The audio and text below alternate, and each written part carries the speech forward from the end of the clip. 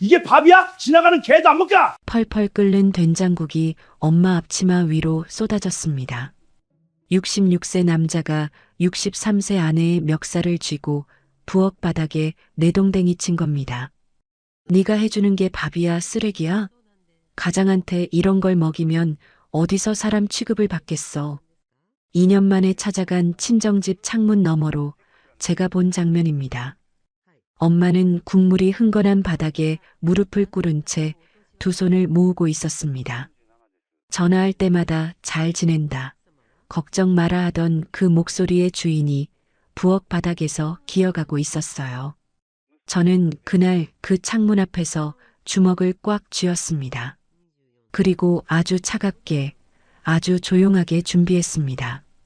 그 남자가 온 마을 사람 앞에서 우리 마누라 국 끓이는 솜씨가 일품이야 하며 가장 의기양양하게 웃던 날, 그 남자 앞에 놓인 건 국그릇이 아니었습니다. 5분 뒤 그 남자는 온 마을이 보는 앞에서 무릎을 꿇고 살려달라고 애원했습니다. 엄마가 그 부엌 바닥에서 꿇었던 것처럼요. 밥상 위에 폭군에게 벌어진 소름 돋는 역전극. 여러분, 혹시 사랑하는 사람이 아무렇지 않은 척 웃고 있는데 그 웃음 뒤에 숨겨진 눈물을 알아챈 적 있으신가요? 영상 끝까지 함께 해주세요. 가위질을 하던 손이 멈춘 건 오후 3시쯤이었습니다. 부산 해운대 골목 안쪽, 제가 8년째 운영하고 있는 작은 미용실에 전화 한 통이 걸려왔거든요. 서영아, 나 미숙이 이모다. 통영 수산시장에서 엄마와 30년 넘게 나란히 장사하던 박미숙 이모였습니다. 올해 43, 강서영. 그게 접니다. 너희 엄마가 석 달째 시장에 얼굴을 안 비춘다. 전화도 안 받아. 미숙 이모의 목소리에는 평소에 털털함이 없었습니다.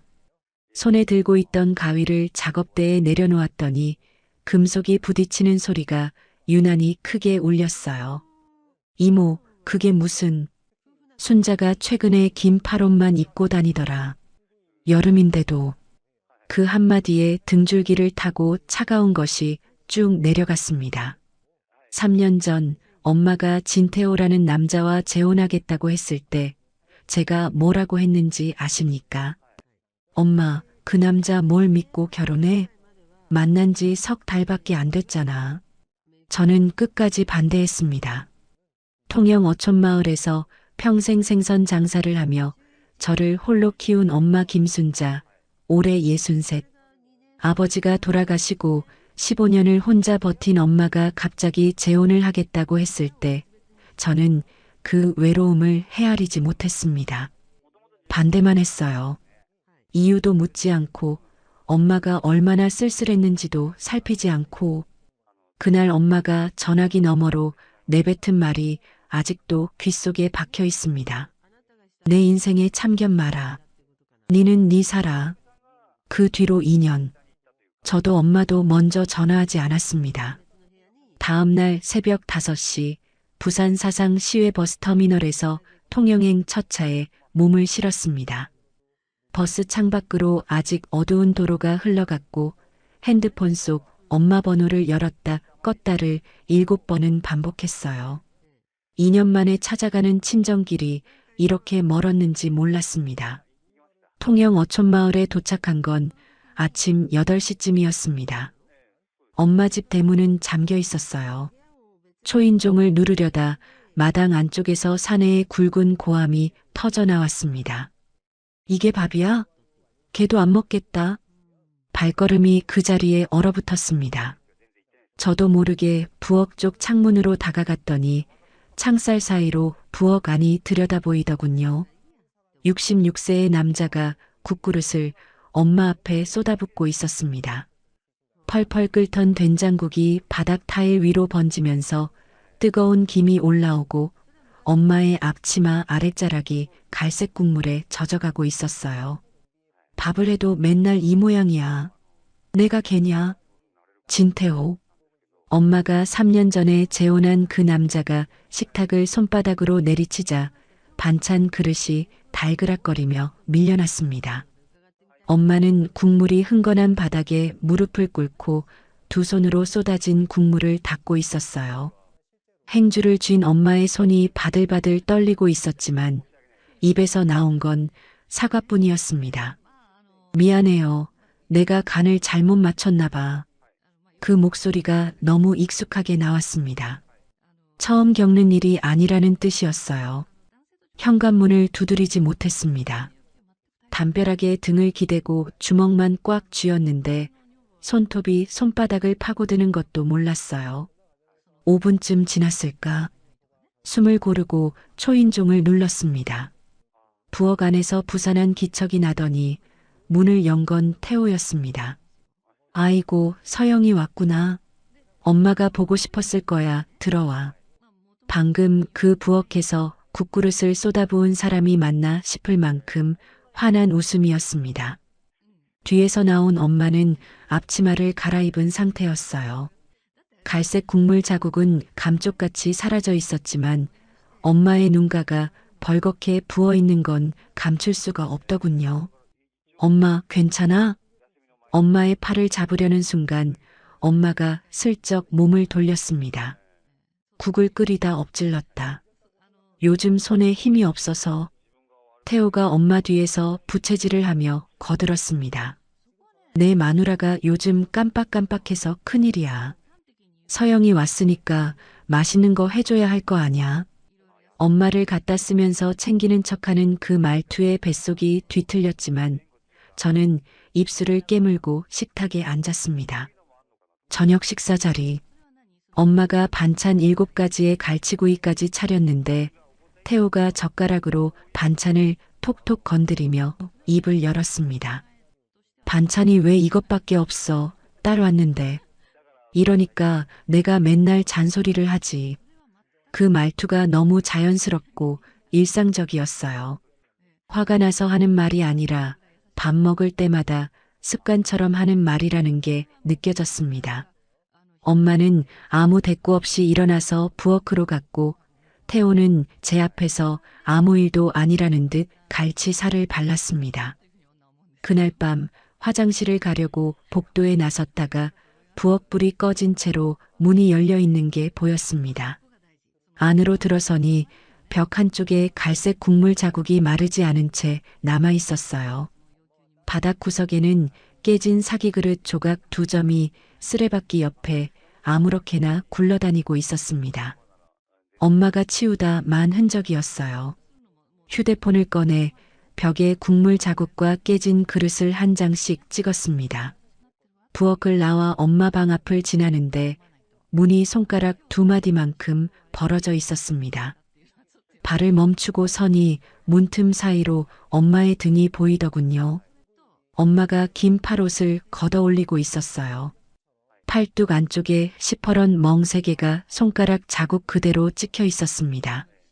엄마가 파스를 꺼내 그 위에 한 장 붙이는 동안 어깨가 잘게 떨리고 있었어요. 여름에도 긴 팔만 입는다던 미숙 이모의 말이 이 장면이었구나. 복도 벽에 손을 짚고 소리 없이 이를 악물었습니다. 전화할 때마다 잘 지낸다. 걱정 마라 하던 그 목소리가 이 멍위에서 나온 것이었습니다. 2년. 제가 등을 돌리고 있던 2년 동안 엄마는 이 부엌 바닥에서 무릎을 꿇고 있었던 겁니다. 그날 밤 저는 잠을 이루지 못했습니다. 천장을 올려다보며 한 가지만 생각했어요. 이대로 돌아가면 안 된다. 다음 날 아침 6시 태호가 안방에서 나오는 소리에 눈이 떠졌습니다. 복도를 지나 부엌으로 가는 발소리가 묵직했는데 뒤이어 엄마에게 던지는 말은 더 묵직하더군요. 오늘 어촌계 모임 있으니까 밥 일찍 차려. 늦으면 내가 또 잔소리해야 되잖아. 이불 속에서 주먹을 쥐었습니다. 또라는 글자가 귀에 걸렸거든요. 잔소리가 아니라 주먹이었을 텐데 이 남자는 그걸 잔소리라고 부르고 있었습니다. 잠시 뒤 현관문이 열리는 소리가 나서 거실로 나가보니 태호가 양복에 구두까지 말끔하게 갖춰 신고 대문을 나서고 있었어요. 동네 어르신 한 분이 지나가다 태호 씨, 오늘도 멋지네. 하고 인사하자 태호가 허허 웃으며 손을 흔들더군요. 1시간 전에 엄마에게 국그릇을 쏟아부은 그 손이었습니다. 태호가 나간 뒤 부엌으로 갔더니 엄마가 혼자서 아침상을 치우고 있었습니다. 개수대에 쌓인 그릇이 6개. 태호 혼자 먹은 아침인데 반찬 그릇만 6개였어요. 엄마, 잠깐 앉아봐. 엄마 맞은편에 앉아서 팔을 내밀었습니다. 팔에 멍이 왜 그래? 어제 내가 봤어. 엄마의 눈동자가 한번 흔들렸지만 이내 고개를 저었습니다. 생선 상자에 부딪혔다. 나이 드니까 살짝만 부딪혀도 멍이 들어.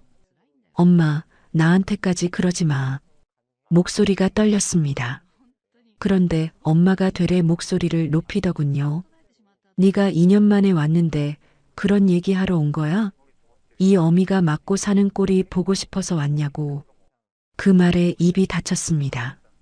엄마의 눈가가 시뻘겋게 달아오르는 게 보였지만 그건 분노가 아니었어요. 들킨 사람의 수치심이었습니다. 더 물으면 엄마가 무너질 것 같아서 숟가락을 들었습니다. 아니야, 밥 먹으러 왔어. 엄마가 코를 훌쩍이며 자리에서 일어나 국을 데우러 갔습니다. 그 뒷모습이 3년 전보다 한 뼘은 줄어든 것 같았어요. 오전 10시쯤 마을 슈퍼에 장을 보러 나갔습니다. 두부 한 모와 파 한 단을 집으려는데 슈퍼 아주머니가 말을 걸었어요. 아이고, 순자 씨 딸이지? 어머니 복도 많아. 태호 씨가 마누라를 어찌나 챙기는지 어촌계 모임 때마다 우리 마누라 자랑이야. 옆에 있던 할머니 한 분도 거들었습니다. 맞아, 태호 씨가 지난번에 순자 씨 생일이라고 어촌계 회비에서 떡을 돌렸잖아. 그런 남편 요즘 세상에 없어. 두부를 쥔 손에 힘이 들어갔습니다. 떡을 돌린 그 남자가 어젯밤에 엄마에게 한 짓을 이 사람들은 전혀 모르고 있었어요. 억지로 웃음을 만들어 네, 잘 지내고 있어요. 하고 슈퍼를 나왔는데 입안이 씁쓸하더군요. 집으로 돌아가는 해안길을 걷다가 마을 보건소 앞을 지나게 되었습니다. 그때 보건소 유리문이 열리며 흰 가운을 입은 여자가 저를 불러 세웠어요. 잠깐, 혹시 김순자 씨 딸 아닌가요? 마을 보건소 간호사 최영이 55. 단발머리에 안경을 쓴 이 여자가 두리번거리며 저를 보건소 안으로 들어오라고 손짓했습니다.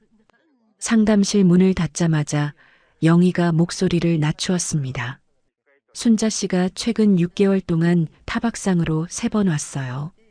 매번 넘어졌다고만 하고 가시더라고요. 심장이 쿵 내려앉았습니다. 3번이요? 네. 나도 신고를 해야 하나 고민하고 있었는데 순자 씨가 절대 하지 말라고 사정을 해서. 영희가 서랍에서 서류 봉투를 꺼내 제 앞에 놓았습니다. 진료 기록 사본이었어요. 멍 위치를 보세요. 팔뚝 안쪽, 갈비뼈 옆, 허벅지 안쪽. 넘어져서 이런 데를 다치는 건 불가능합니다. 종이를 펼쳐든 손끝이 하얗게 질려갔습니다. 팔뚝 안쪽. 누군가가 팔을 비틀어 잡아야 생기는 위치. 갈비뼈 옆. 발로 차이거나 옆구리를 맞아야 생기는 위치. 넘어져서는 절대 생길 수 없는 곳에만 멍이 있었습니다. 이건 체계적으로 맞은 겁니다. 2년이 아니라 그보다 더 오래되었을 수도 있었어요. 이거 제가 가져가도 될까요? 영희가 고개를 끄덕였습니다. 사본이니까 가지고 가세요. 그리고 서영 씨, 부디 어머니를 지켜드리세요. 진료 기록을 가방 깊숙이 넣고 보건소를 나왔습니다. 9월 바닷바람이 얼굴을 스쳤는데도 볼이 뜨거웠어요. 그날 저녁 7시 현관문이 쾅 열리더니 술 냄새가 먼저 들어왔습니다. 태호가 어촌계 모임에서 돌아온 거였어요. 밥 차려. 배고파 죽겠다. 거실 소파에 양복 상의를 내던지며 소리치는 목소리가 집 전체를 울렸습니다. 엄마가 부엌에서 뛰다시피 나와 5분 만에 상을 차렸어요. 국, 생선조림, 나물 3가지, 김치. 태호가 숟가락을 들더니 국을 한 입 떠먹고는 미간을 찌푸렸습니다. 국이 미지근해. 몇 번을 말해야 알아들어. 숟가락이 밥상 위로 내던져졌습니다. 쨍 하는 소리에 엄마의 어깨가 움찔했어요. 저는 안방 문틈으로 그 장면을 보고 있었습니다. 나가서 당장 그 숟가락을 집어 던지고 싶었지만 지금 덤비면 안 됐어요. 이 남자의 진짜 모습을 전부 파악해야 했습니다. 태호가 미지근한 국을 억지로 먹으며 말했습니다. 내일 만수 형이 온다. 소고기 사와. 소고기요? 통장에서 빼면 되잖아. 만수 형이 중요한 얘기가 있다는데 빈손으로 앉힐 수는 없지. 엄마 통장에서 돈을 빼라. 만수라는 이름. 이 집에서는 엄마의 돈이 태호의 주머니처럼 쓰이고 있었던 겁니다. 엄마가 잠든 밤 11시 거실 서랍을 조심스럽게 열었습니다. 엄마 명의 통장이 수저통 밑에 숨겨져 있더군요. 마지막 잔액을 확인하는 순간 눈앞이 캄캄해졌습니다. 2043만 원. 엄마가 평생 생선 장사를 해서 모은 노후 자금이 6천만 원이었다는 걸 저는 알고 있었거든요. 4천만 원 가까이가 사라져 있었습니다. 출금 내역을 훑어보니 50만 원, 100만 원, 200만 원. 한 달에 2~3번씩 대부분 태호의 계좌로 이체된 기록이 빼곡했어요. 통장을 원래 자리에 돌려놓고 부엌 구석을 살폈습니다. 싱크대 아래 빈 상자 뒤에 소주빈 병이 12개 쌓여 있었어요. 벽 한쪽에는 새로 페인트를 칠한 자국이 있었는데 주변 벽과 색이 미세하게 달랐습니다. 무언가를 가리려고 덧칠한 거였어요. 페인트 칠 아래 뭐가 있는지는 몰라도 이 부엌에서 벌어진 일의 흔적을 지우려 한 거라는 건 확실했습니다. 소주병 12개.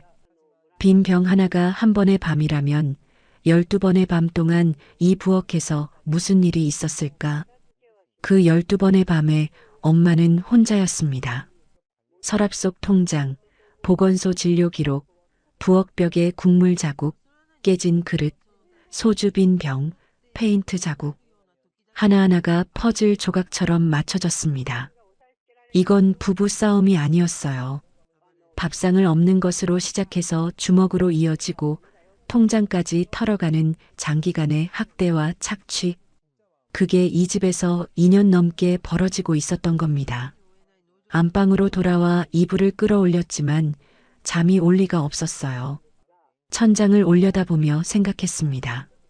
이 남자의 정체를 완전히 벗겨내야 한다. 엄마가 아무리 감춰도 이 집의 벽과 바닥과 통장이 전부 말해주고 있었으니까요. 다음 날 오후 2시 마당에서 빨래를 널고 있는데 대문 밖에서 차 한 대가 멈추는 소리가 났습니다. 검은색 승용차였어요.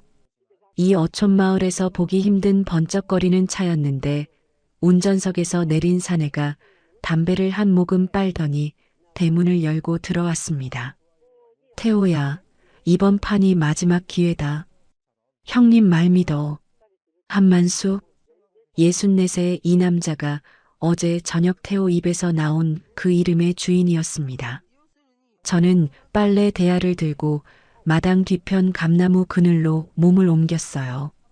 담 너머로 현관 쪽이 보이는 자리였거든요. 태호가 현관에서 만수를 맞으며 등을 탁탁 치더군요. 형님, 어서 와. 마누라한테 소고기 사놓으라고 했으니까. 두 남자가 거실로 들어갔습니다. 저는 빨래를 널다 만척하면서 부엌 쪽 뒷문으로 돌아가 안쪽 복도에 섰어요. 거실 문이 반쯤 열려 있어서 소리가 고스란히 들렸습니다. 엄마가 차려낸 상에는 소고기, 불고기에 잡채, 전까지 5가지 반찬이 올라가 있었습니다. 어제 태호가 소고기 사와라고 한마디 던진 것 치고는 밥상이 거창했어요. 엄마가 새벽부터 일어나서 준비한 게 분명했습니다. 만수가 불고기를 젓가락으로 집어 올리며 입을 열었습니다.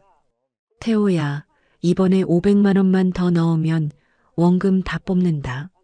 내가 언제 너한테 거짓말했냐? 태호가 소주잔을 기울이더니 고개를 끄덕였습니다. 형님이 그렇다면야. 근데 요즘 마누라가 통장을 안 내놓으려고 해서. 태호가 고개를 돌려 부엌 쪽을 향해 소리쳤어요. 여보, 통장에서 500 빼와. 잠시 뒤 엄마가 거실 문 앞에 나타났습니다. 앞치마를 양손으로 꼭 쥐고 서 있는 엄마의 입술이 파르르 떨리더군요. 통장에 얼마 안 남았어요. 엄마 목소리가 가늘었습니다. 태호의 젓가락이 멈추었어요. 고개를 천천히 들어 엄마를 올려다보는데 그 눈빛이 어제 국그릇을 쏟기 직전과 똑같았습니다. 네가 밥이나 제대로 하고 그런 소리를 해. 돈 얘기는 내가 알아서 하니까 시키는 대로 해. 만수가 옆에 앉아 있었습니다. 손님이 보는 앞에서 아내에게 저런 말을 던지는데도 태호의 얼굴에는 미안함이 한 조각도 없었어요. 만수도 마찬가지였습니다. 불고기를 씹으며 태호와 엄마를 번갈아 보다가 형수님, 불고기 맛있네요 하고 웃기까지 하더군요. 엄마는 고개를 숙인 채 부엌으로 돌아갔습니다. 복도 벽에 등을 붙이고 서서 두 눈을 질끈 감았습니다.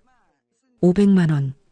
통장에 2천만 원 남짓 남은 엄마한테 500만 원을 빼오라는 겁니다.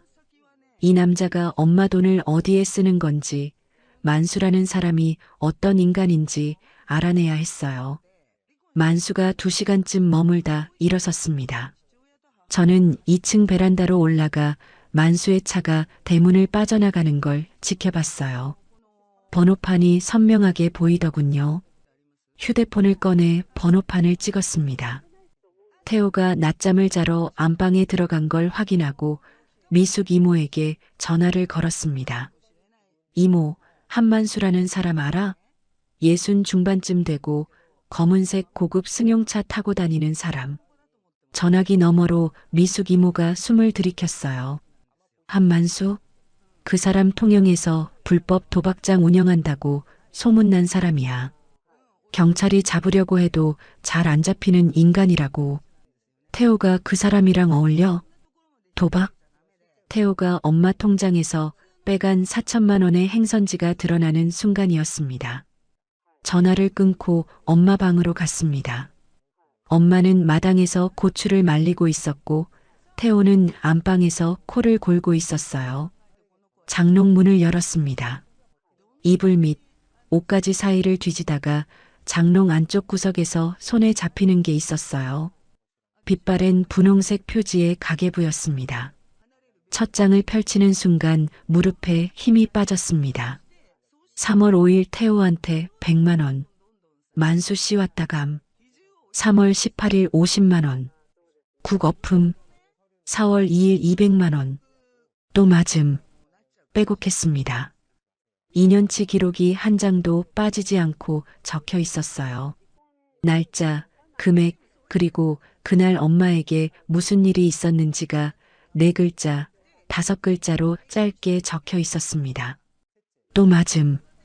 또라는 글자 옆에 볼펜 자국이 진하게 눌려 있었어요. 그 한 글자를 쓸 때 엄마가 얼마나 세게 눌렀을지 생각하니 손가락 끝이 저렸습니다. 페이지를 넘길수록 금액이 커졌습니다. 50만 원이 100만 원이 되고 100만 원이 200만 원이 되고 만수 왔다감이라는 메모 옆에는 어김없이 큰 금액이 적혀 있었어요. 만수가 올 때마다 돈이 빠져나간 겁니다. 마지막 페이지. 날짜도 금액도 없는 빈줄에 엄마의 글씨가 삐뚤빼뚤하게 적혀 있었습니다. 서영이한테 전화할까? 내가 틀렸다고 할 수가 없다. 가계부를 쥔 손이 떨렸습니다. 목구멍 안쪽이 뜨거운 것으로 꽉 차올라서 숨을 쉴 수가 없었어요. 엄마는 전화하고 싶었던 겁니다. 2년 동안 맞으면서 돈을 뺏기면서 부엌 바닥에 무릎을 꿇으면서도 딸한테 전화 한 통을 못했습니다. 내가 틀렸다는 말을 하면 지는 거라고 생각했으니까. 평생 수산시장에서 억척같이 살아온 엄마의 자존심이 이 한 줄에 전부 담겨 있었습니다. 울면 안 됐어요. 지금 여기서 울면 태호가 깰 수도 있고 엄마가 들어올 수도 있었습니다. 이를 악물고 가계부를 한 장 한 장 휴대폰으로 촬영했어요. 총 47장. 한 장도 빠뜨리지 않았습니다. 가계부를 원래 자리에 돌려놓고 마당으로 나와 보건소 간호사 영희에게 전화를 걸었습니다. 영희 선생님, 부탁이 하나 있어요. 엄마 진료 기록에 있는 타박상 날짜 3번 하고 제가 사진 보내드릴 가계부 날짜를 대조해 주실 수 있을까요?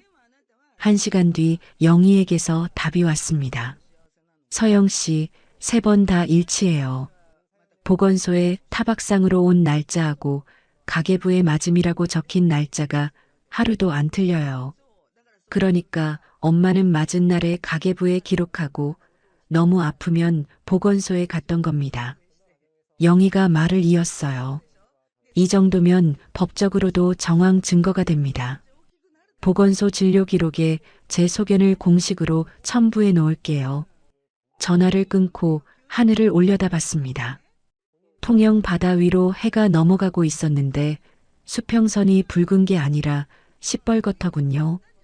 이 하늘 아래서 엄마가 2년을 버텼습니다.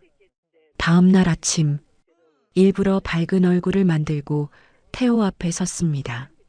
속이 뒤집어지는데도 입꼬리를 올렸어요. 새아버지, 저 오늘 부산으로 올라가야 해요.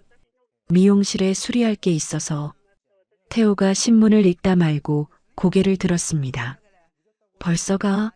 엄마가 섭섭하겠다.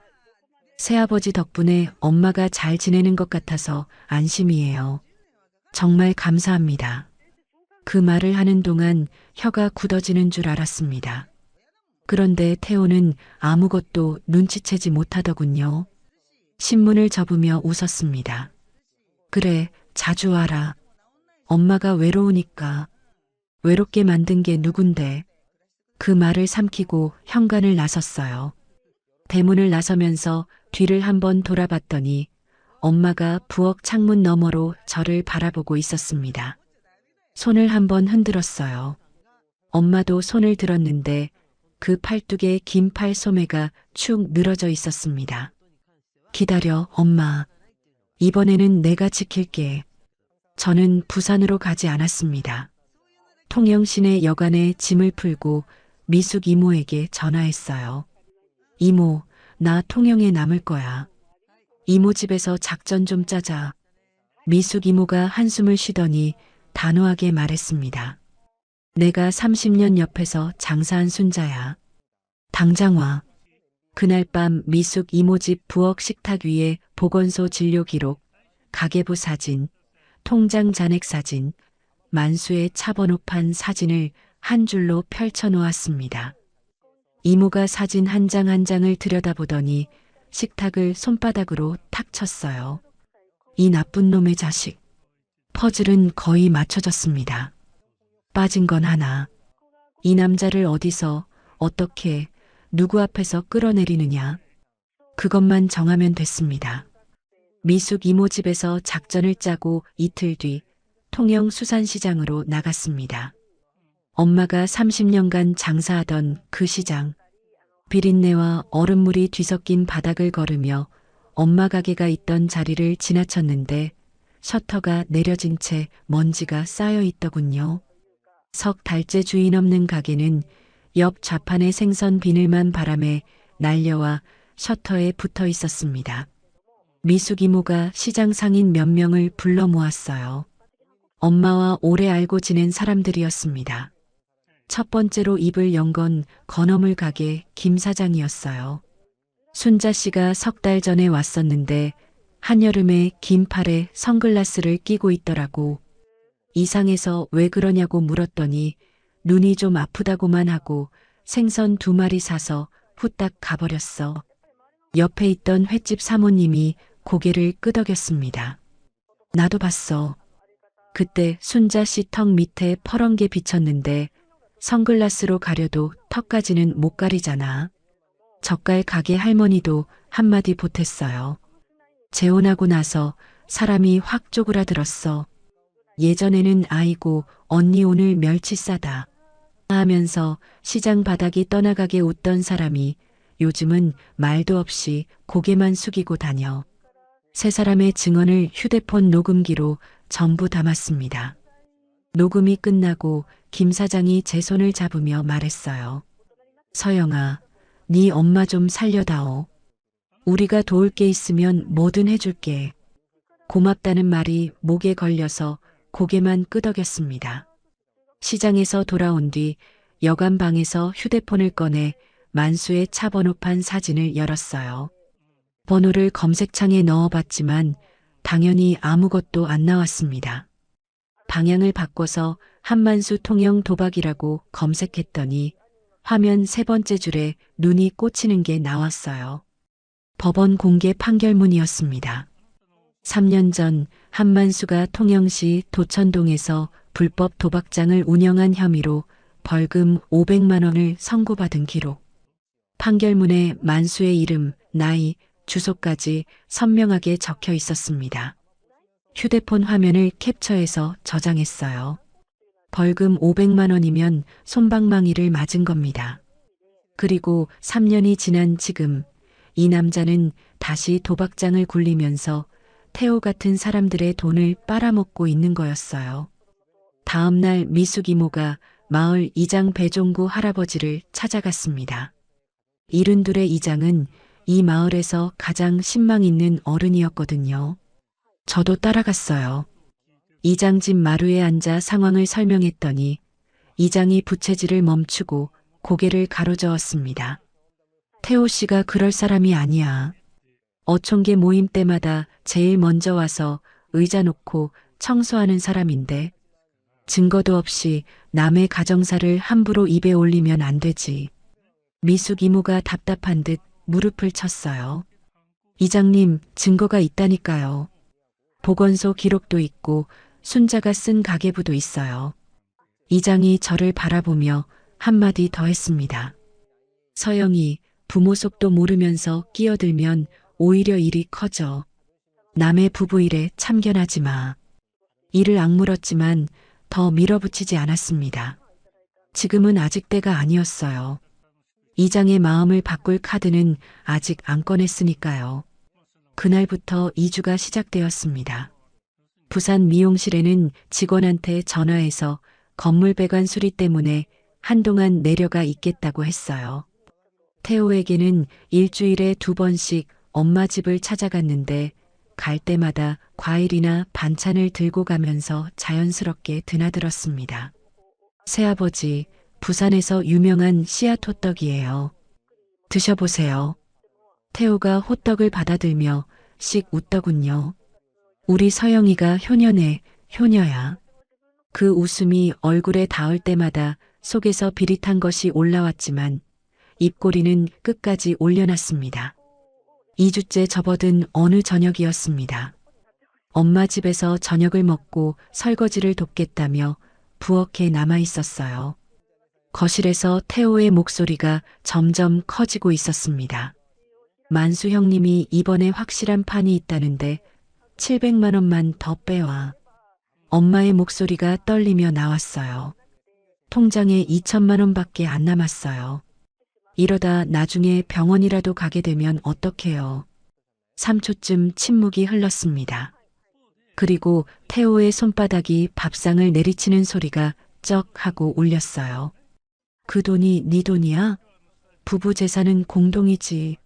내가 이 집 가장인데 가장이 쓰겠다는 걸 왜 막아? 그래도 이건 내가 평생. 뭐? 평생? 네가 평생 번 돈이면 나한테 감사해야 할 거 아냐? 누가 이 나이에 너 같은 사람 걷어줬는데. 걷어줬다. 그 말이 귀에 박혔습니다.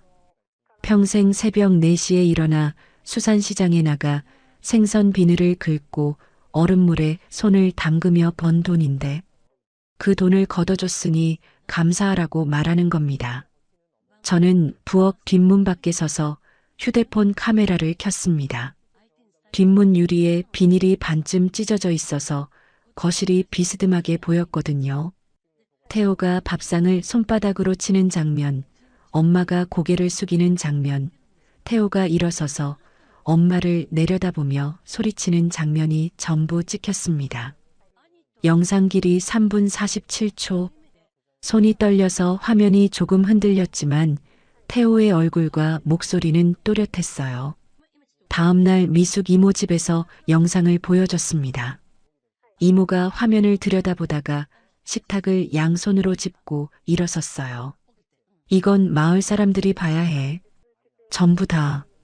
이모, 다음 달에 어촌계 가을 잔치 있잖아. 거기서 틀자.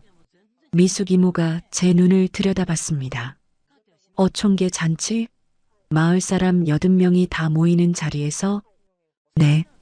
태호 씨가 가장 잘난 척하는 자리에서 가장 높은 데서 떨어져야 해요. 이모가 3초쯤 저를 바라보더니 고개를 끄덕였습니다. 그래, 그 자리가 딱이다.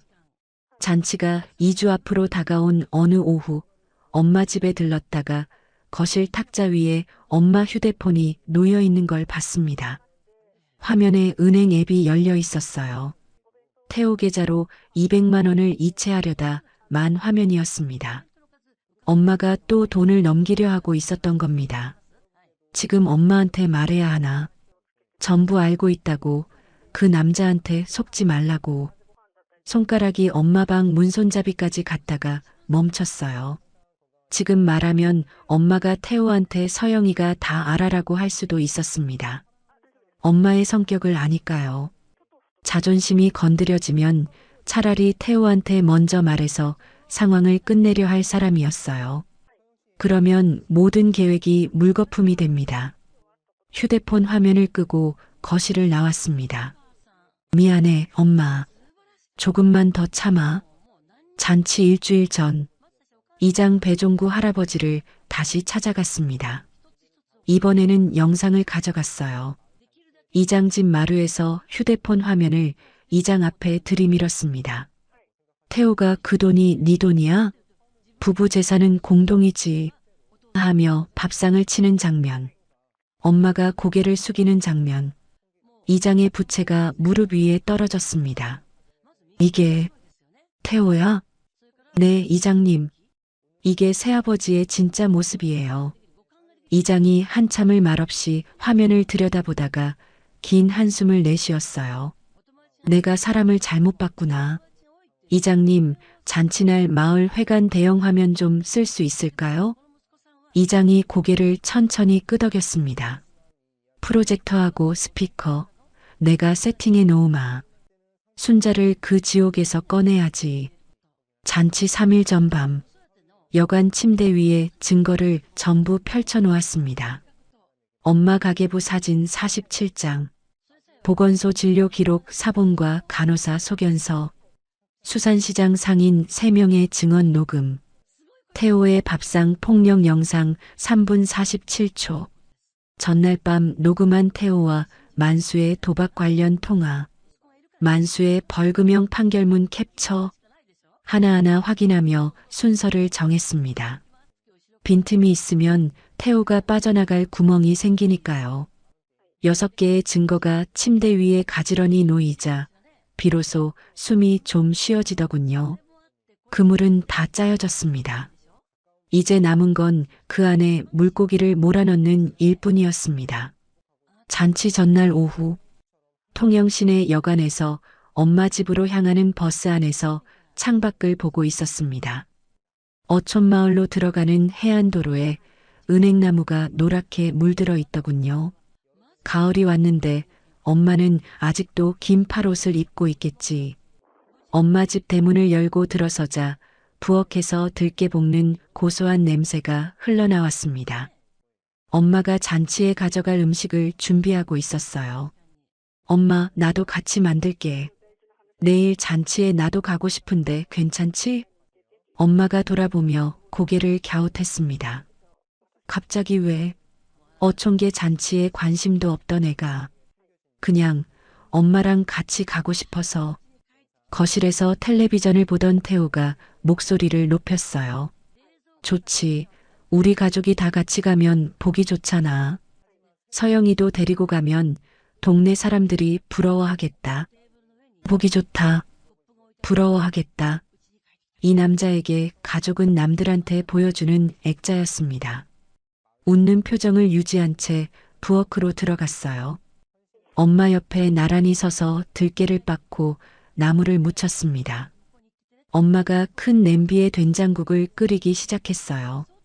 멸치를 한 줌 집어넣고 된장을 풀고 두부를 깍둑하게 썰어 넣는 엄마의 손놀림이 빠르고 정확했습니다. 30년간 수산시장에서 손을 멈추지 않았던 사람의 손이었어요. 서영아. 엄마가 국을 저으며 말했습니다. 너 어릴 때 엄마가 끓여주던 된장국이 세상에서 제일 맛있다고 했었지. 응, 학교 끝나고 집에 오면 냄비 뚜껑부터 열었잖아. 맞아. 국 먹겠다고 코 흘리면서 부엌으로 뛰어들어왔었는데 엄마가 웃었습니다. 오랜만에 보는 웃음이었어요. 그런데 엄마가 국을 저으며 웃는 그 장면 위로 제가 처음 이 집에 왔을 때 창문 너머로 본 장면이 겹쳐졌습니다. 이 냄비에서 끓던 국이 바닥으로 쏟아지고 엄마가 그 국물 위에 무릎을 꿇고 있던, 국을 저으는 엄마의 손등에 오래된 화상 자국이 있었어요. 뜨거운 국물을 뒤집어 쓴 흔적인지 아닌지 묻지 못했습니다. 엄마, 내일 이 된장국 가져가자. 내가 들고 갈게. 무겁다. 네가 들면 힘들어. 괜찮아. 엄마가 끓인 국은 내가 들어야지. 엄마가 아무 말 없이 국을 저었습니다. 주걱을 쥔 손가락 마디마디에 굳은 살이 박혀 있었어요. 저녁을 먹고 태호가 먼저 안방으로 들어갔습니다. 엄마와 설거지를 마치고 방에 들어오자마자 화장실에 간다는 핑계를 대고 복도로 나왔어요. 미숙 이모에게 전화를 걸었습니다. 이모, 내일 준비 다 된 거지? 마을 회관 프로젝터하고 스피커는 이장님이 오늘 낮에 다 세팅해놨어. 내가 확인하고 왔다. 고마워, 이모. 서영아, 내일 떨리면 안 돼. 네가 흔들리면 순자도 흔들려. 안 떨려요. 거짓말이었습니다. 전화를 끊고 손을 내려다보니 손가락이 미세하게 떨리고 있었거든요. 하지만 내일이 지나면 엄마가 이 집 부엌 바닥에서 무릎 꿇는 일은 없을 겁니다. 그 한 가지만 생각하기로 했어요. 밤 11시, 이불 속에서 뒤척이고 있는데 안방 쪽에서 태호의 목소리가 희미하게 새어나왔습니다. 벽이 얇은 시골집이라 가만히 귀를 기울이면 들렸어요. 태호가 전화를 하고 있었습니다. 형님, 내일 잔치 끝나고 한판 합시다. 이번에 마누라 통장 다 털어서 끝장을 보겠소. 심장이 멈추는 줄 알았습니다. 남은 2천만 원마저 전부 털겠다는 겁니다. 이불을 걷어차고 일어나 벽에 귀를 바짝 붙였어요. 동시에 휴대폰 녹음 버튼을 눌렀습니다. 이번 판만 치면 원금 다 뽑는다면서요? 형님 말 믿겠소. 잔치 끝나고 바로 갑시다. 태호의 콧노래 섞인 웃음소리가 벽을 타고 넘어왔습니다. 내일 마을 사람 앞에서 부회장 연설을 하고 저녁에는 아내의 남은 전 재산을 도박판에 갖다 바칠 계획을 세우고 있는 겁니다. 녹음 시간 1분 23초. 정지 버튼을 누르고 휴대폰을 가슴에 안았어요. 새벽 2시. 잠이 오지 않아 엄마 방 앞까지 걸어갔습니다. 문틈 사이로 엄마의 잠든 얼굴이 보이더군요. 이마에 잔주름이 깊게 패여 있고 입꼬리가 잠든 중에도 아래로 처져 있었어요. 수산시장에서 바닥이 떠나가게 웃던 사람이라고 했는데 잠든 얼굴에 웃음의 흔적이 없었습니다. 2년 전 마지막 통화가 떠올랐습니다. 제가 뭐라고 했는지. 엄마 맘대로 해. 나중에 후회해도 나한테 울지 마. 그 말이 엄마를 2년 동안 이 집에 가둔 자물쇠였을지도 모릅니다. 후회해도 울지 말라고 했으니까 맞아도 전화를 못한 거예요. 문틈으로 들여다 보이는 엄마의 잠든 얼굴에 대고 입술을 달싹였습니다. 미안해, 엄마. 내일이면 끝난다. 잔치 당일 아침 7시. 태호가 안방에서 나오더니 양복을 빳빳하게 다려입고 구두까지 신었습니다. 넥타이를 매다 말고 거울을 보며 머리카락을 쓸어 올리는 모습이 마치 시상식에 가는 사람 같았어요. 오늘 어촌계 부회장으로서 인사말을 하기로 했다. 마을 어르신들 앞에서 한마디 해야지. 태호가 순자를 돌아보며 말했습니다. 오늘은 제대로 차려입어. 사람들 앞에서 꼴값하지 말고. 꼴값? 엄마가 아무 말 없이 장롱에서 외출복을 꺼냈습니다. 새벽부터 끓인 된장국 냄비를 들고 현관을 나서는 엄마의 팔뚝에 긴 소매가 축 늘어져 있었어요. 내가 들게 하며 냄비를 받았더니 엄마가 잠깐 제 얼굴을 올려다봤습니다. 뭔가 말하려다 그냥 웃기만 하더군요. 마을 회관에 도착하니 어촌계 주민들이 벌써 모여 있었습니다. 현수막에 제27회 어촌계 가을 잔치라고 적혀 있고 마당에는 테이블 12개가 줄지어 놓여 있었어요. 80명 가까운 사람들이 335 인사를 나누고 있었습니다.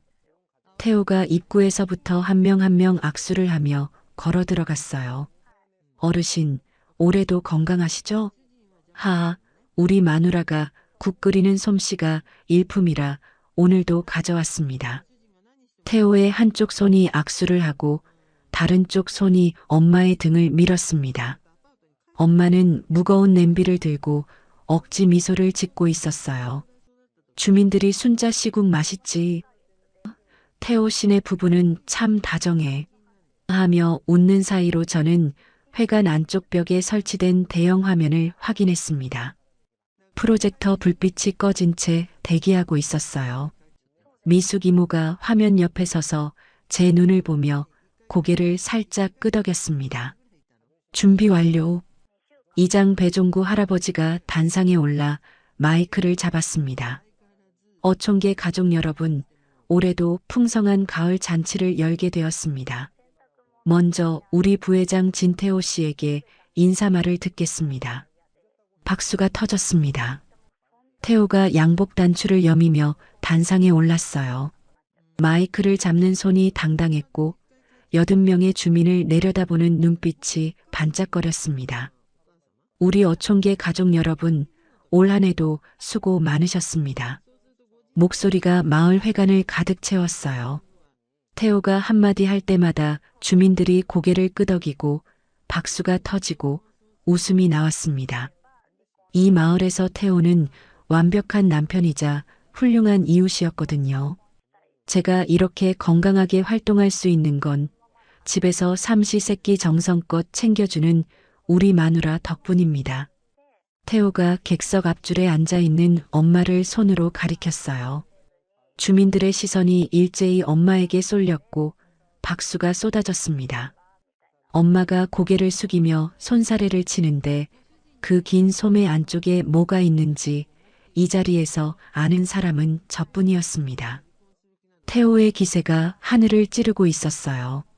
마이크를 쥔 손에 힘이 들어가고 목소리에 자신감이 넘치고 80명의 박수를 온몸으로 받고 있었습니다. 이 남자가 가장 높은 곳에 서 있는 바로 지금 이장이 단상 옆으로 걸어 나왔습니다. 잠깐 태호 씨 가족과 관련해서 알려드릴 게 있습니다. 태호의 웃음이 멈추었습니다. 이장이 저를 돌아봤어요. 고개를 한번 끄덕이며 저에게 마이크를 건넸습니다. 단상으로 올라가는 세 계단. 한 계단을 밟을 때마다 엄마가 부엌 바닥에서 무릎을 꿇던 장면, 가계부에 또 맞음이라고 적던 장면, 잠든 얼굴에 웃음기가 없던 장면이 한 장씩 스쳐갔습니다. 마이크를 쥐었습니다. 뒤편에서 대형 화면이 켜지는 소리가 났어요. 마이크를 쥔 손가락 끝이 차가웠습니다. 80명의 눈이 저를 향해 있었어요. 태호가 단상 한쪽에 서서 어리둥절한 표정으로 저를 바라보고 있었고, 엄마는 객석 앞줄에서 눈을 크게 뜨고 있었습니다. 숨을 한번 들이쉬었습니다. 저는 김순자 씨의 딸 강서영입니다. 회관 안이 조용해졌어요. 여러분께 제 어머니의 진짜 삶을 보여드리겠습니다. 뒤편에서 미숙 이모가 프로젝터 재생 버튼을 눌렀습니다. 대형 화면에 영상이 뜨는 순간 마을 회관 전체가 얼어붙었어요. 화면 속에서 태호가 밥상을 손바닥으로 내리치고 있었습니다. 반찬 그릇이 밀려나며 달그락거리는 소리, 태호의 고함이 스피커를 타고 회관 구석구석까지 울렸어요. 그 돈이 네 돈이야? 부부 재산은 공동이지. 내가 이 집 가장인데 가장이 쓰겠다는 걸 왜 막아? 화면 속 엄마가 고개를 숙이고 있었습니다. 태호가 일어서서 엄마를 내려다보며 손가락질을 하고 있었어요. 누가 이 나이에 너 같은 사람 거둬줬는데. 객석에서 숨소리가 끊겼습니다. 앞줄에 앉아있던 할머니 한 분이 입을 손으로 막았고 뒷줄에서 세상에 하는 소리가 새어나왔어요. 1분 전까지 태호 씨네 부부는 참 다정해 라고 웃던 사람들의 얼굴이 하나둘 굳어져 갔습니다. 영상이 끝나자 회관 안에 3초쯤 정적이 흘렀습니다. 태호가 먼저 입을 열었어요. 단상 한쪽에서 마이크를 빼앗으려고 손을 뻗으며 소리쳤습니다. 이건 오해야. 부부끼리 좀 다툴 수도 있지. 어느 집에 부부싸움 없는 집이 있어. 제가 마이크를 뒤로 빼며 말했습니다. 부부싸움이요? 그럼 이것도 부부싸움인지 여러분이 판단해 주세요. 미숙 이모에게 눈짓을 보냈어요. 두 번째 화면이 떴습니다. 보건소 진료 기록이 대형 화면 가득 펼쳐졌습니다. 제 어머니는 최근 6개월간 타박상으로 보건소에 3번 갔습니다. 멍이 생긴 위치는 팔뚝 안쪽, 갈비뼈 옆, 허벅지 안쪽. 넘어져서는 절대 다칠 수 없는 곳입니다. 객석이 술렁거리기 시작했어요. 화면이 바뀌며 엄마의 가계부 사진이 나타났습니다. 4월 2일 200만 원. 또 맞음. 5월 15일 100만 원. 국어품. 빼곡한 엄마의 손글씨가 화면에 크게 비치자 객석 여기저기서 한숨이 터져 나왔어요. 가계부에 적힌 폭행 날짜와 보건소 진료 날짜가 3번 전부 일치합니다. 우연이 아닙니다. 태호의 얼굴에서 웃음기가 완전히 사라졌습니다. 주먹을 불끈 쥐고 저를 노려보더군요. 이 증거라는 것들이 다 조작이야. 가계부? 그건 마누라가 아무렇게나 쓴 메모일 뿐이지. 제가 고개를 돌려 태호를 똑바로 바라봤습니다. 그러면 이건요? 3번째, 스피커에서 태호의 목소리가 흘러나왔습니다. 어젯밤 벽 너머로 녹음한 전화 통화였어요. 형님, 내일 잔치 끝나고 한판 하자. 이번에 마누라 통장 다 털어서 끝장을 보겠소.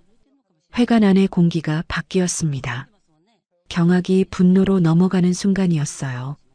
앞줄에 앉아있던 어촌계 총무가 의자에서 벌떡 일어났고 뒤에서 저런 놈이 하는 소리가 터져 나왔습니다.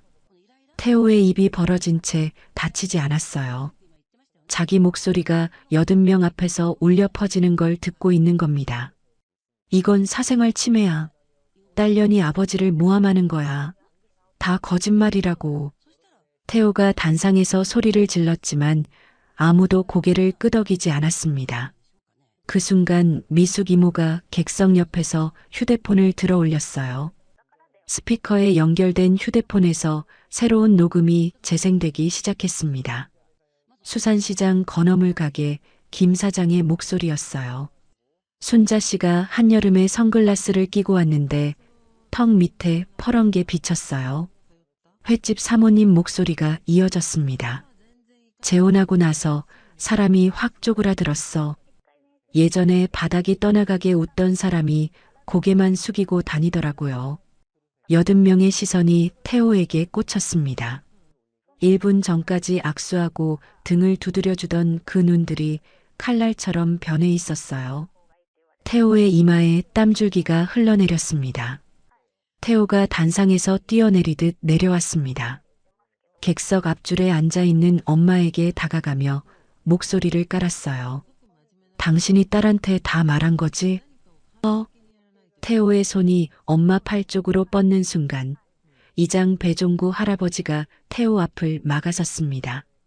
72년을 바다에서 버틴 어부의 어깨였어요. 태호, 순자 씨한테 한 발자국만 더 가면 내가 직접 경찰을 부르겠소. 이장의 목소리가 낮고 단단했습니다. 태호의 발이 멈추었어요. 이장 뒤로 어촌계 남자 서너 명이 일어나 벽을 만들듯 나란히 섰습니다. 태호가 사방을 둘러봤지만 이 회관 안에 태호 편은 한 명도 없었어요. 저는 단상에서 한 계단 내려왔습니다. 태호와 3미터 거리에 서서 마이크를 입에 가까이 댔어요. 새아버지, 일부러 천천히 말했습니다. 엄마가 끓여준 된장국이 그렇게 맛이 없으셨죠? 태호가 움찔했어요. 그 국을 끓이려고 엄마가 새벽 5시에 일어났거든요. 멸치를 한 줌 한 줌 고르고 된장을 체에 걸러서 풀고 두부를 손가락 한마디 크기로 썰었어요. 30년간 수산시장에서 새벽마다 생선 비늘을 긁던 그 손으로요. 회관 안이 고요했습니다. 근데 새아버지는 그 국을 바닥에 쏟아부었죠. 쏟아부은 것도 모자라서 걔도 안 먹겠다고 하셨어요. 그 국물 위에 엄마가 무릎 꿇고 행주로 바닥을 닦는 동안 새아버지는 뭘 하셨죠? 태호의 입술이 파르르 떨렸습니다. 그리고 엄마 통장에서 2년간 빠져나간 4천만 원. 한만수 씨 도박판으로 들어간 거 전부 추적했어요. 만수 씨가 3년 전에 불법 도박장 운영으로 벌금형 받은 판결문도 여기 있고요. 대형 화면에 만수의 판결문이 떠올랐습니다. 이름, 혐의, 선고 내용이 80명의 눈앞에 선명하게 펼쳐졌어요. 엄마가 평생 새벽 4시에 일어나서 얼음물에 손 담그고 번 돈이에요. 수산시장 바닥에서 생선 비늘 긁으면서 한 푼, 두 푼 모은 6천만 원 중에 4천만 원을 도박판에 갖다 바치셨으니까 앞으로 남은 2천만 원은 어떻게 하실 계획이셨어요? 태호의 무릎이 꺾였습니다. 단상 옆 의자 등받이를 잡고 간신히 서 있었는데 등받이를 잡은 손가락 마디가 하얗게 질려 있었어요. 갑자기 태호의 목소리가 바뀌었습니다. 1초 전까지 발악하던 사람이 무릎을 꿇으며 두 손을 모았어요. 서영아, 내가 잘못했다. 한 번만 받아오. 앞으로 엄마한테 잘할게. 진짜야, 진짜로 달라질게. 회관 안에서 비웃음이 터져 나왔습니다. 누군가가 쯧하고 혀를 찼어요. 방금 전까지 조작이다, 모함이다 하던 사람의 무릎이 이렇게 빨리 꺾이는 모습을 80명이 보고 있었습니다. 저는 태호를 내려다보며 말했어요. 앞으로 잘하겠다고요? 새아버지, 엄마 가계부에 또 맞음이라고 적힌 게 몇 번인지 아세요? 23번이에요. 23번을 때리고 나서 매번 다신 안 그럴게 하셨겠죠. 24번째가 오늘이에요. 태호의 고개가 떨어졌습니다. 더 이상 올려다볼 면이 없는 사람의 고개였어요. 저는 마이크를 이장에게 돌려드리며 단상에서 내려왔습니다. 객석을 지나 엄마 옆에 섰어요. 엄마는 의자에 앉은 채 두 손으로 무릎을 꽉 쥐고 있었습니다. 얼굴이 하얗게 질려 있었는데 눈물도 분노도 아닌 표정이었어요. 멍하니 앞을 바라보고 있었습니다. 이장이 마이크를 잡았습니다. 오늘 자리는 여기서 마치겠습니다. 태호 씨, 내일 아침까지 우리 마을에서 나가시오. 회관문이 열리고 주민들이 하나둘 나가기 시작했어요. 태호 옆을 지나가면서 아무도 눈을 마주치지 않았습니다. 아까 악수하며 태호 씨 멋지다 하던 손들이 전부 주머니 속으로 들어갔어요. 태호가 바닥에 주저앉은 채 중얼거렸습니다. 이게 아닌데 내가 뭘 그렇게 잘못했다고. 마지막까지 몰랐습니다. 이 남자는 자기가 뭘 잘못했는지 마지막까지 모르고 있었어요. 잔치가 끝나고 엄마와 함께 집으로 돌아왔습니다. 해안도로를 걷는 동안 엄마는 한마디도 하지 않았어요. 대문을 열고 마당을 지나 현관에 들어서는데 엄마가 갑자기 멈춰 섰습니다. 뒤돌아선 엄마의 눈이 붉게 달아올라 있었습니다. 그런데 그 눈에 담긴 건 고마움이 아니었어요. 서영아. 엄마의 목소리가 떨리고 있었습니다. 네가 왜 나를 온 동네 앞에서 망신을 줘? 머릿속이 하얘졌습니다. 엄마, 그게 무슨 소리야? 나는 엄마를 창피해서 어떻게 마을에서 얼굴을 들고 다니냐고. 60 넘은 여자가 남편한테 맞는 꼴을 온 동네 사람한테 보여줬잖아. 엄마의 목소리가 마당을 울렸습니다. 뒷산에서 새 한 마리가 푸드득 날아올랐어요. 엄마, 내가 안 하면 그 사람이 엄마 돈을 전부. 내가 어떻게 되든 그건 내 인생이야. 네가 무슨 권리로 내 인생을 까발려. 엄마가 현관문을 열고 안으로 들어갔습니다. 문이 쾅 닫혔어요. 마당에 혼자 서 있는데 발밑에 감나무 잎사귀가 떨어졌습니다. 엄마를 구하려고 한 건데, 엄마를 위해서 한 건데, 그런데 엄마가 저를 원망하고 있었습니다. 무릎에 힘이 풀려서 마당 돌계단에 주저앉았어요. 하늘을 올려다보니 별이 쏟아지고 있었는데 아무것도 보이지 않았습니다. 마당 돌계단에 얼마나 앉아 있었는지 모릅니다. 감나무에서 떨어진 잎사귀가 무릎 위에 3장 쌓일 때까지 일어나지 못했어요. 현관 안쪽에서 엄마가 방문을 잠그는 소리가 들렸습니다. 철컥. 그 작은 소리가 뺨을 맞은 것보다 아팠어요. 여관으로 돌아가는 해안도로에는 가로등 불빛만 길게 늘어져 있었습니다. 파도가 방파제를 때리는 소리가 유난히 크게 들리더군요. 방에 들어서자마자 미숙 이모에게 전화를 걸었어요. 이모, 엄마가 나를 원망해. 목소리가 갈라졌습니다. 엄마가 뭐래? 온 동네 앞에서 망신을 줬다고. 60 넘은 여자가 맞는 꼴을 보여줬다고. 전화기 너머로 이모가 길게 한숨을 내쉬었어요. 서영아, 네 엄마를 내가 몇 년을 봤는데 순자는 평생 남한테 약한 모습 안 보이려고 이를 악문 사람이야. 지금은 충격받은 거다. 시간을 줘. 근데 이모, 엄마 눈을 보니까 진심이었어. 진짜로 나를 원망하는 눈이었다고. 그 원망 밑에 뭐가 있겠냐? 들킨 게 창피한 거지. 딸한테 맞고 사는 꼴을 보인 게 견딜 수 없는 거야. 며칠만 기다려봐. 전화를 끊고 침대에 누웠지만 천장만 보였습니다.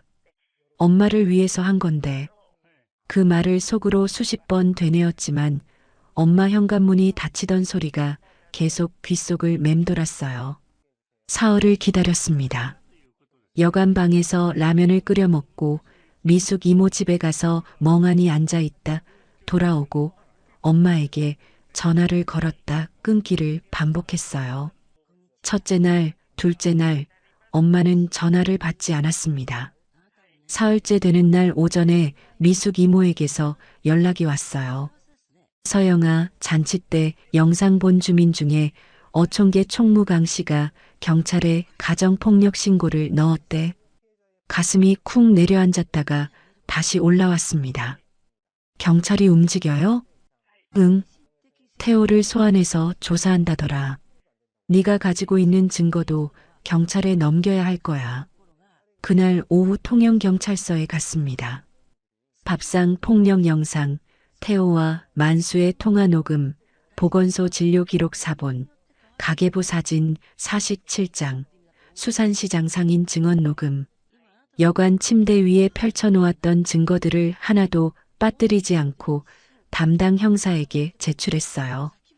형사가 영상을 재생해 보더니 고개를 끄덕였습니다. 피해자 진료 기록과 가해자 폭행 영상, 경제적 착취 정황까지 있으니 충분합니다.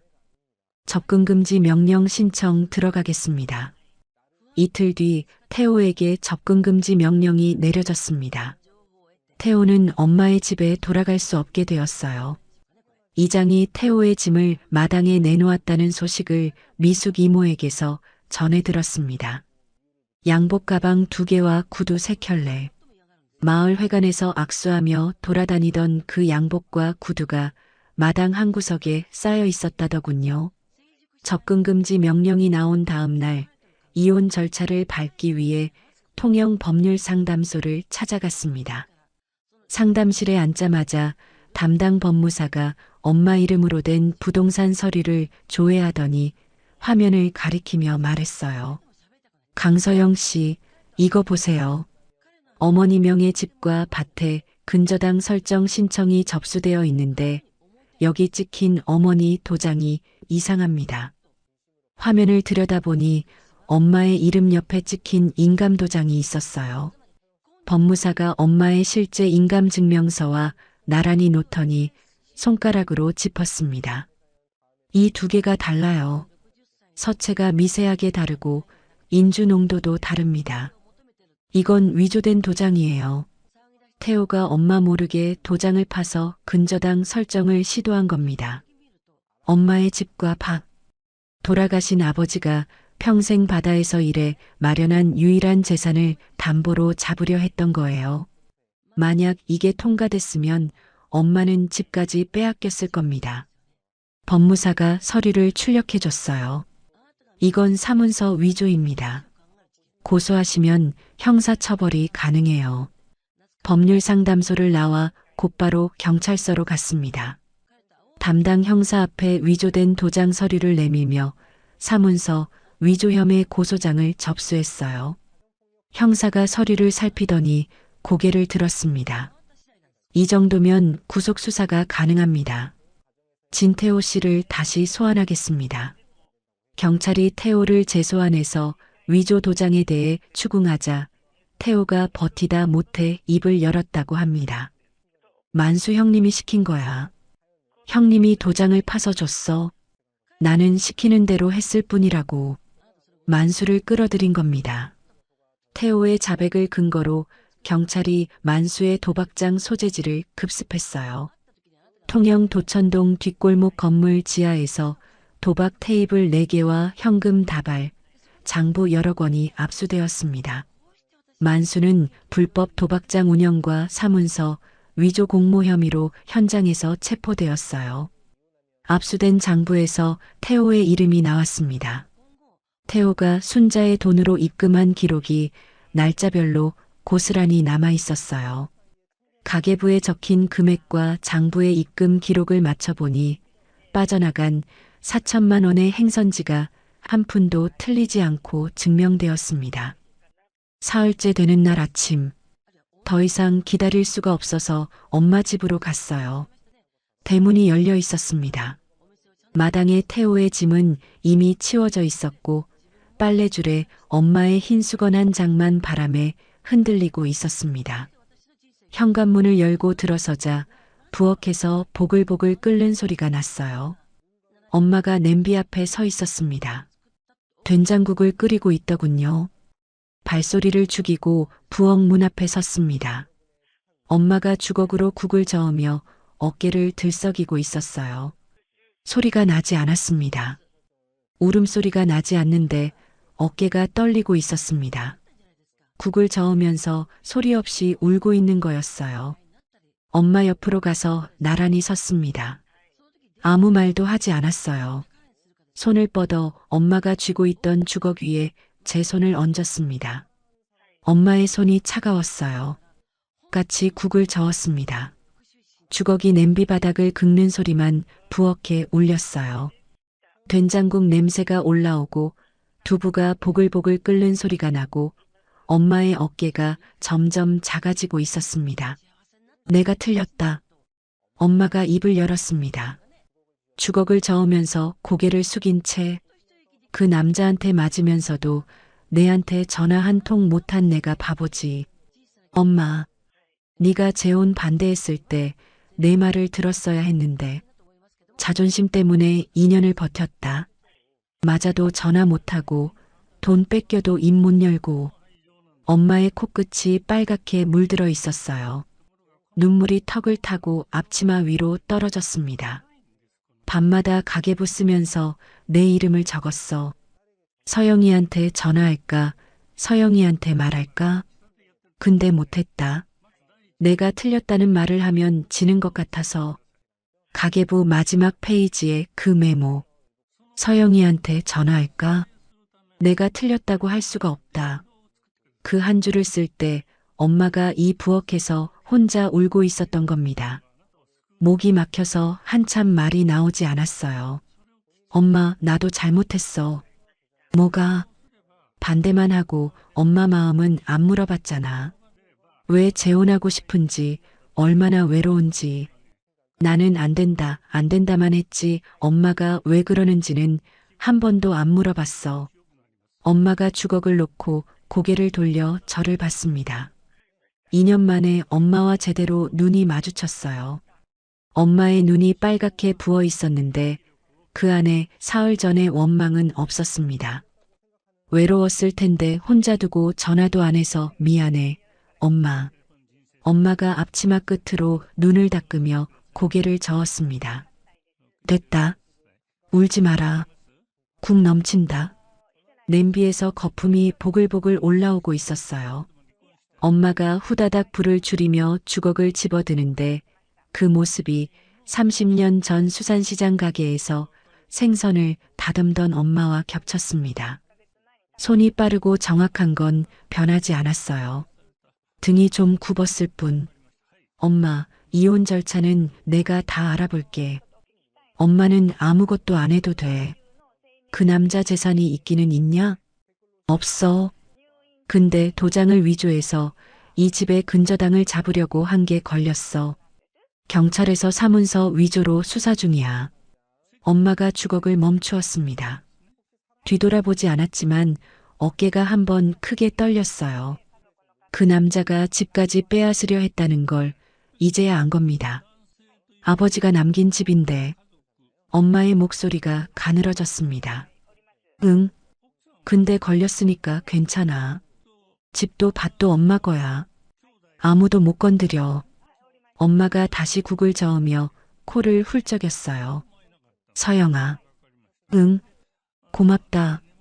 그 두 글자가 부엌 안을 가득 채웠습니다.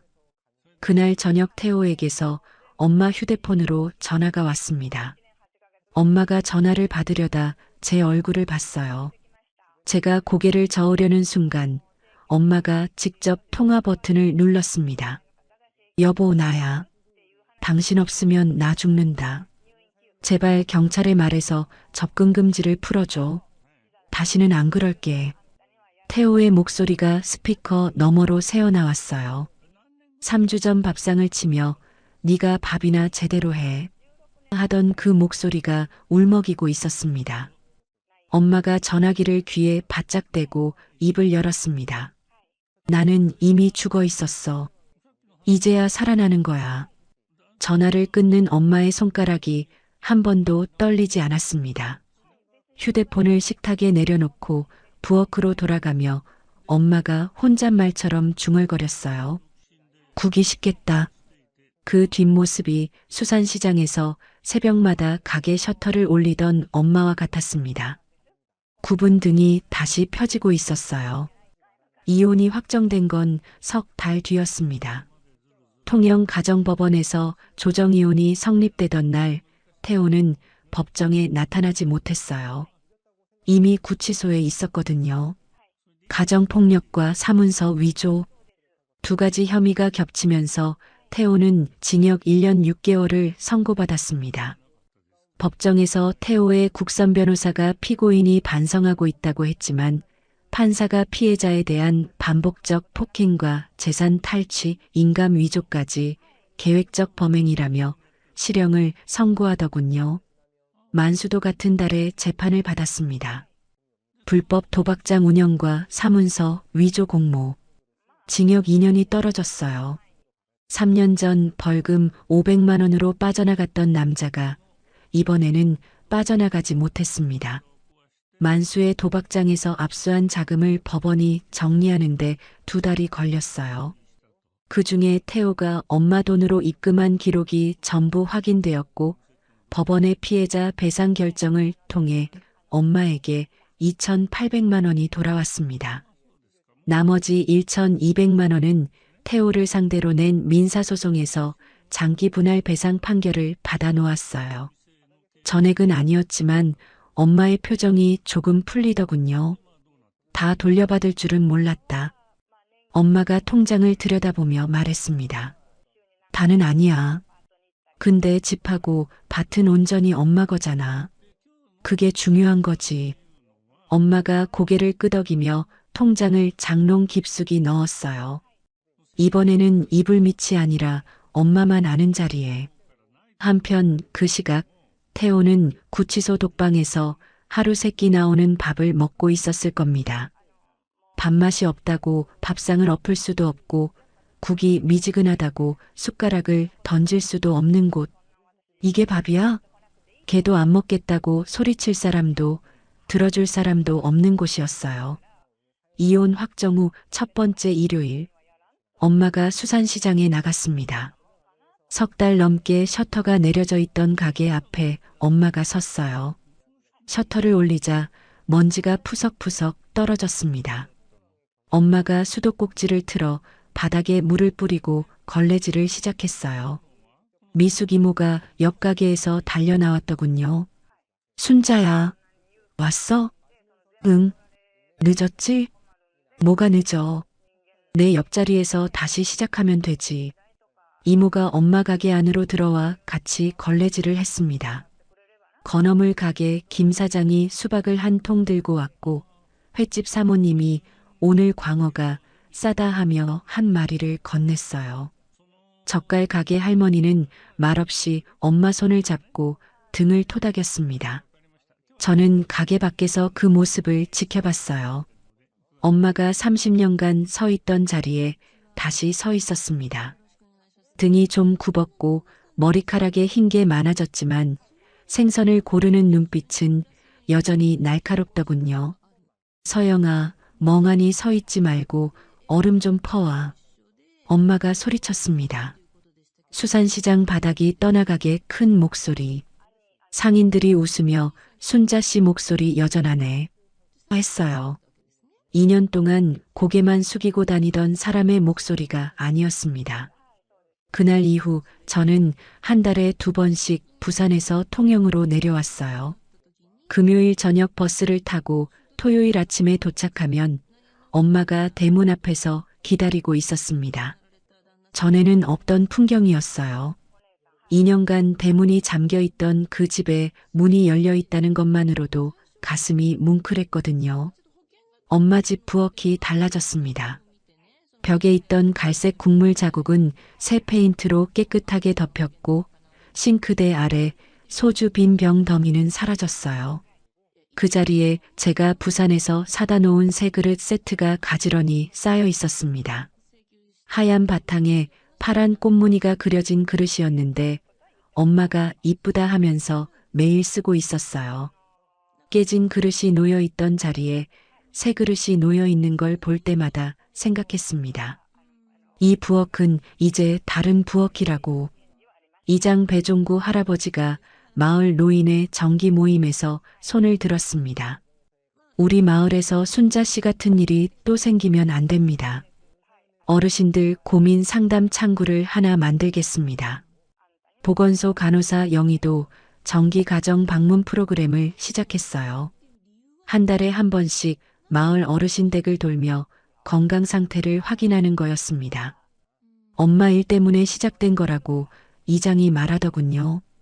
순자 씨 일이 아니었으면 나도 몰랐을 거야. 내가 사람을 잘못 봤으니까 이제는 제대로 보겠소.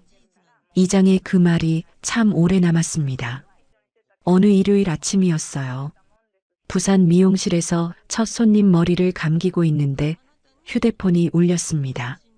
엄마, 화면에 뜬 두 글자를 보고 가위를 놓았어요. 엄마가 먼저 전화를 건 건 2년 만에 처음이었거든요. 서영아, 오늘 된장국 끓여놨으니까 내려와. 목소리가 담백했습니다. 미안하다는 말도 고맙다는 말도 없었어요. 그냥 국 끓여놨으니까 오라는 말. 그게 엄마의 방식이었습니다. 30년간 수산시장에서 말보다 손이 먼저 움직이던 사람. 사랑한다 대신 밥 먹어라가 엄마의 언어였어요. 2시간 뒤 통영집 대문을 열고 들어서자 부엌에서 된장국 냄새가 마당까지 흘러나오고 있었습니다. 현관에서 신발을 벗고 부엌으로 가니 엄마가 냄비 앞에 서 있었어요. 달라진 게 있었습니다. 엄마의 팔뚝에 멍 대신 제가 지난달에 사다 준 꽃무늬 앞치마가 걸려 있었어요. 남색 바탕에 하얀 꽃이 그려진 앞치마. 파스를 붙이던 그 팔뚝 위에 꽃이 피어 있었습니다. 엄마 옆에 나란히 섰어요. 주걱을 집어들고 같이 국을 저었습니다. 두부가 보글보글 끓고 된장 냄새가 올라오고 엄마의 어깨가 제 어깨에 닿았어요. 엄마, 이 국 맛있다. 아직 한 숟가락도 안 떴는데 그 말이 나왔습니다. 엄마가 주걱을 저으며 웃었어요. 당연하지. 엄마가 끓인 건데. 그 웃음이 수산시장에서 아이고 언니 오늘 멸치 싸다 하며 웃던 그 웃음이었습니다.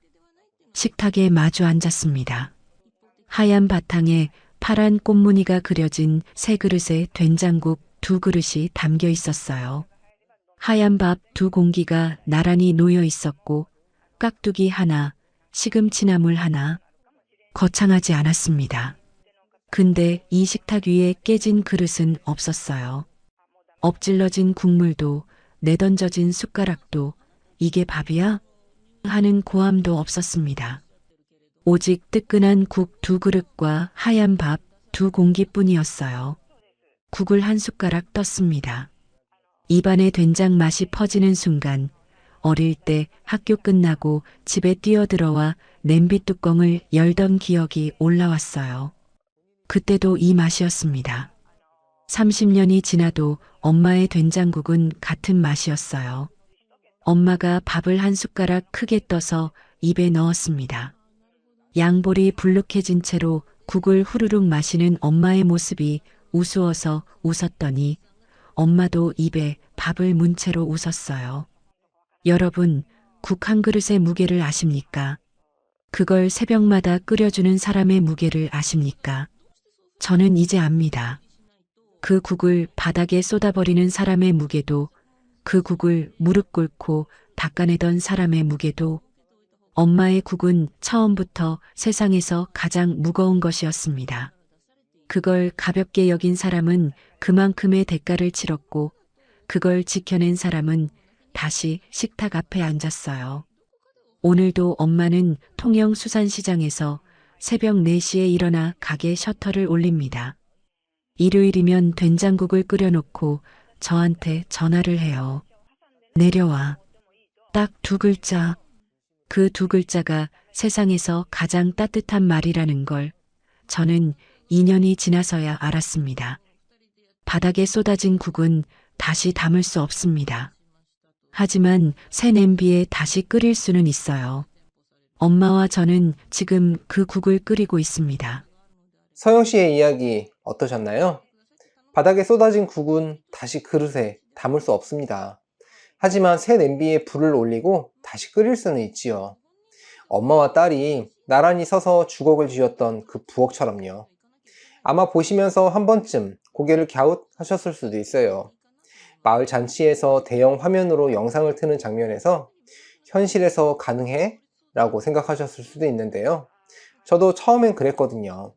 하지만 실제로 가정폭력 피해자의 80%가 주변의 도움을 요청하지 못한다는 통계가 있습니다. 특히 60대 이상 재혼 가정에서의 가정폭력은 신고율이 10%도 안 된다고 해요. 오늘 사연의 순자 씨처럼 자존심 때문에 딸에게 전화 한 통 못하고 혼자 버티는 어머니들이 지금 이 순간에도 계십니다. 다만 오늘 사연은 실제 경험담을 바탕으로 각색한 것이라는 점 양해 부탁드려요. 전달 과정에서 일부 과장이나 극중 요소가 더해졌을 수 있습니다. 하지만 이 이야기가 주는 교훈은 분명해요. 첫째, 재혼할 때는 상대방의 경제 상태와 과거를 반드시 확인하세요. 재산 관련 서류는 본인이 직접 관리하고 통장과 도장은 절대 다른 사람에게 맡기지 마세요. 둘째, 맞으면서 참는 건 인내가 아닙니다. 이 나이에 이혼하면 창피하다는 생각이 나를 가두는 감옥이 될 수 있어요. 자존심을 지키는 것과 자존감을 지키는 것은 다릅니다. 셋째, 가족 사이에 참견하지 말라는 말이 나올 때 그 말 뒤에 숨겨진 진짜 마음을 읽어주세요. 반대만 하고 이유를 묻지 않으면 사랑도 벽이 됩니다. 넷째, 늦었다고 생각하는 그 순간이 가장 빠른 때입니다. 서영 씨가 2년 만에 통영행 버스를 탄 것처럼 지금 전화기를 듣는 것만으로도 누군가의 삶이 바뀔 수 있어요. 혹시 지금 가까운 분이 이유 없이 긴팔 옷만 입거나 전화할 때마다 괜찮다고만 반복하고 계신다면 서영 씨처럼 한 번만 찾아가 보세요. 그 한 걸음이 누군가를 부엌 바닥에서 일으켜 세울 수 있습니다. 가을이 지나면 겨울이 오지만 겨울이 지나면 반드시 봄이 옵니다. 여러분의 식탁 위에도 따뜻한 국 한 그릇이 놓이는 봄날이 오기를 진심으로 바랄게요. 구독과 좋아요, 알림 설정을 꾹 눌러주시면 여러분께도 서영씨처럼 진정한 행복이 찾아올 거예요. 댓글로 시청하고 계신 지역과 의견을 남겨주세요. 순잔의 사연 다음에도 재미있는 사연으로 또 찾아뵙겠습니다. 항상 건강하시고 행복하세요. 감사합니다.